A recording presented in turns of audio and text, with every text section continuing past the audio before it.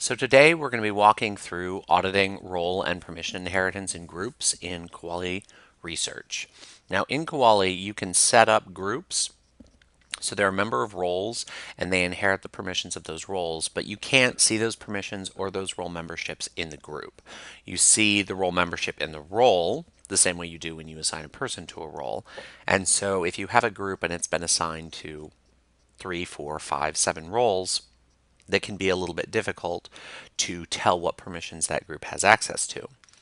But there is a way in the system to see that. So I've gone to the system admin screen, and we're not going to go to group, we're actually going to go to role lookup.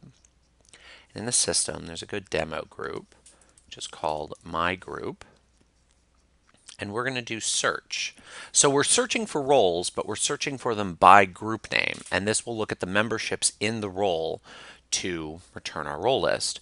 So here we have Proposal Creator. We now know that Proposal Creator has My Group as a membership because that was our search criteria. Now we don't know what unit modification that has because we can see here that this is a unit role. So we're going to open Proposal Creator. We're going to scroll down and find My Group in the memberships. It's right here. And its membership is the top level 000001 unit. So now we know that it has all the permissions in this role for that unit.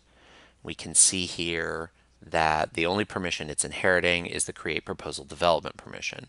Now this is a pretty simplistic use case. If you had a situation where there were 5, 6, 7 roles that all have a bunch of permissions, you'd see the roles here, but you wouldn't see all the permissions in one place. So you'd still want to come here first so you could see, are these permissions unit modified, because that's important information. But if you have that, you kind of have a grapple on that. You just want to see all the permissions in one place. You can also go back to System Admin and go to the permission search. And again, we have group name. So I'm going to search for My Group. And now we can see the create proposal development permission. Again, if this group were a member of 2, 3, 5, 7 roles, and those roles were complicated with a bunch of different permissions, all of those permissions would display here. Now the unit modifications will not display here, and we don't have a good way to click in. We don't even know what types of roles these permissions are in that the group is inheriting from. So it is important to look at the role document first, so you can get a grapple on that. But there is an advantage to coming here as a secondary action to just kind of see all the permissions in one place if you want to scan them all at once and see if something's missing that you need to go in and add, or see very clearly if there are permissions that should not be there, and then you can do a little more digging and clean that up.